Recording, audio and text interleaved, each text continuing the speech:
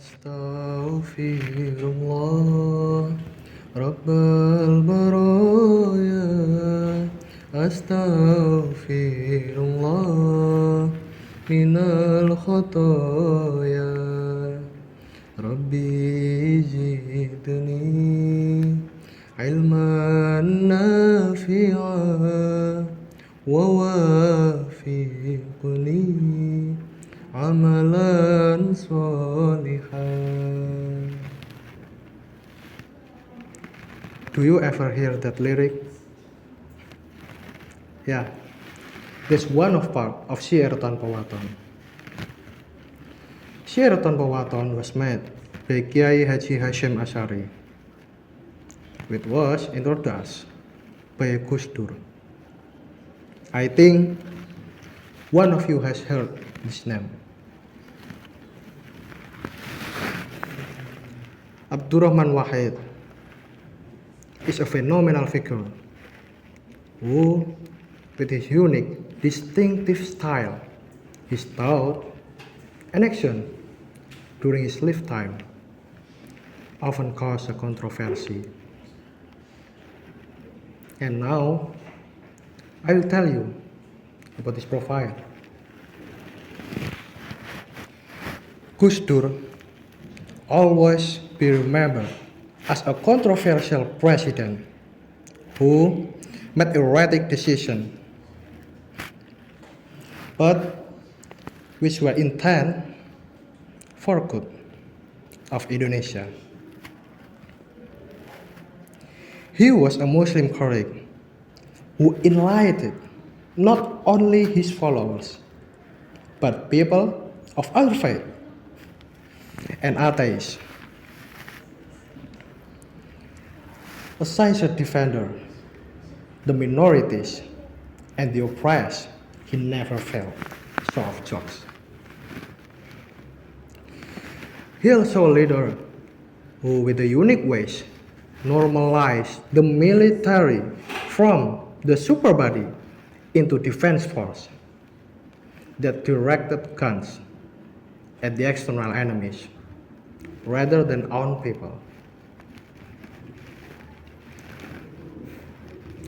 Abdurrahman Wahid was born with the name Abdurrahman Ad-Dakhil on 7 September 1940 in Deanyar, Jombang, and died in Jakarta at the age of 69, 30 December 2009.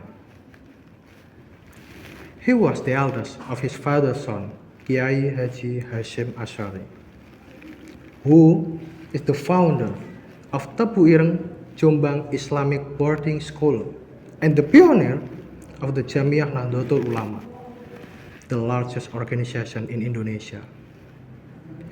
Now, as Indonesian Muslim thinker and political party leaders at the same time. There's a fact about the Gus Dur love story. And as you know, he was married a woman whose name is Sinta Nuriyah. Guess what the fact about the Gus Dur love story?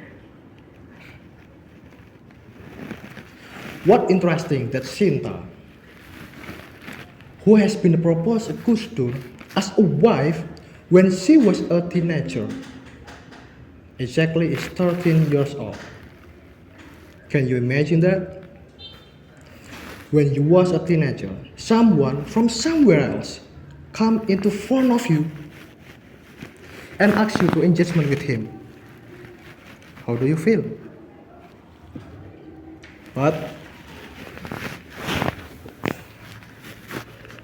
And then they realized the wedding on September 11, 1971.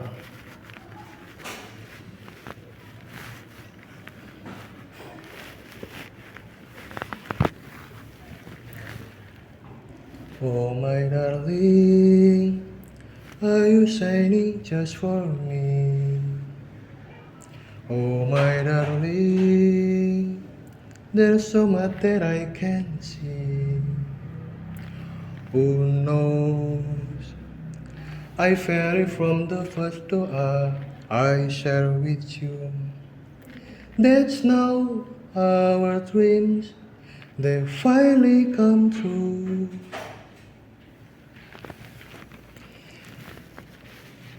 A look in somebody's eyes to light up the skies, to open the world and send them really. A voice that says, I'll be here and you'll be alright. I don't care if I know just where I will go, 'cause I need these crazy feelings, rat-tat-tat of my heart. Think I wanted to stay. Oh my darling, are you shining just for me? Oh my darling, you always shine so brightly.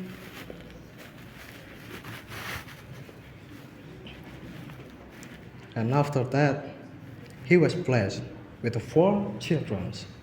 There's namely Alisa Kotrun Nada Munawaroh as Alisa, Zanuba Arifah Hafsah as Yeni, Anita Hayatun Nufus as Anita, and Inaya Hulandari as Ina.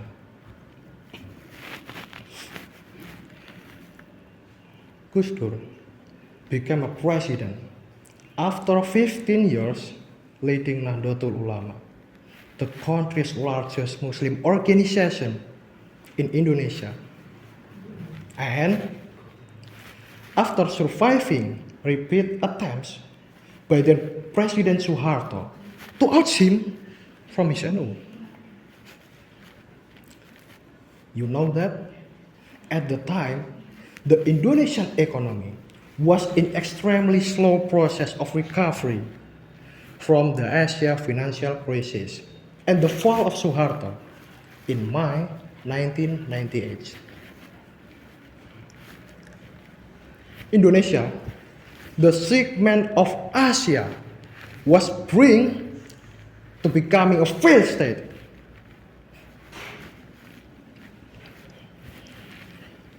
Everything has changed. It all happened for a reason. Down from the first stage, isn't something we fight for. Never wanted this kind of pain. Told yourself so cold and heartless, but one thing you should know. I became a president to make territorial integrity remain as one country.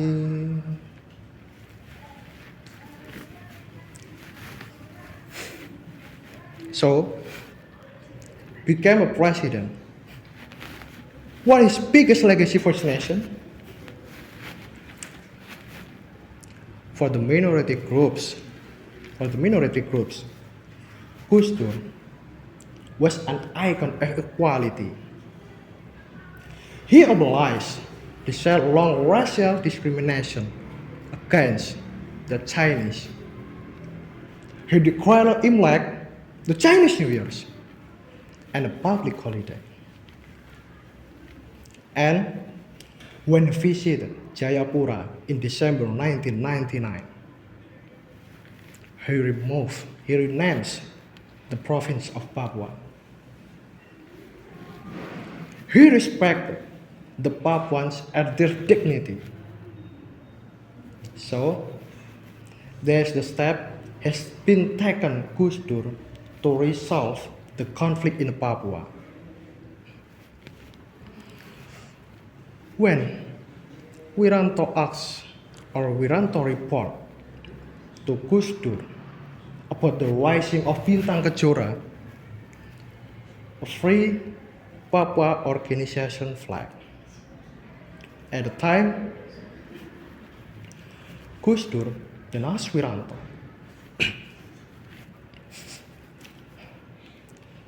was the merah putih being hoisted during the hoisting?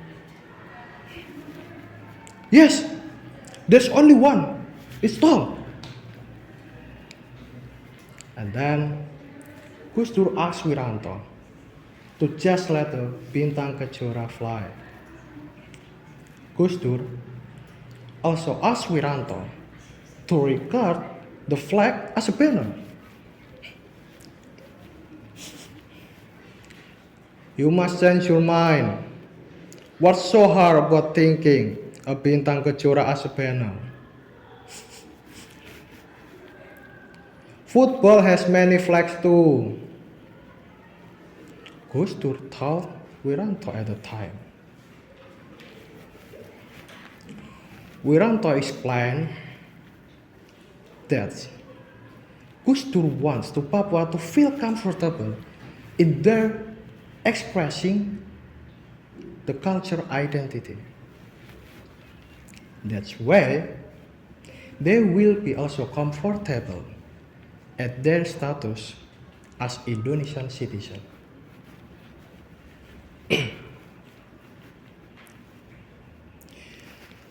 So take me far away.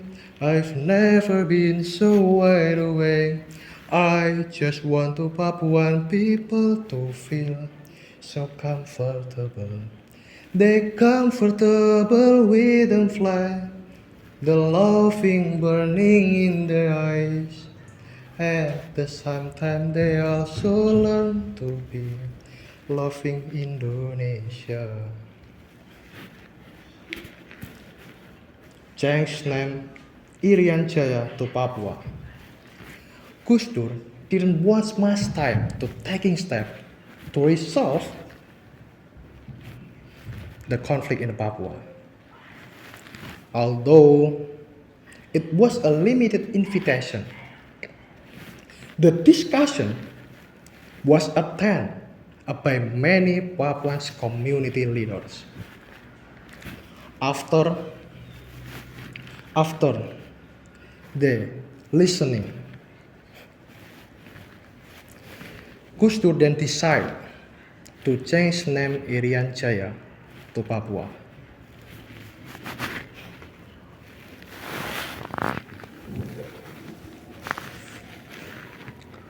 Gus Dur reasoning that Irian had a bad meaning, because in Arabic, Irian it means a naked or urayan. Gus Dur also reasoned that in Javanese culture, the child's name was changed if the child was sick. Mostly his name is Slamet,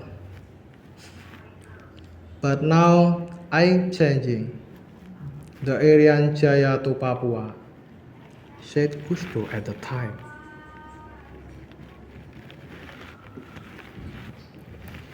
ولدتك أمك يا ابن آدم باكيا والناس حولك يضحكون سرورا فاجعل لنفسك أن تكون إذا بكوا في يوم موتك ضاحكا مسرورا.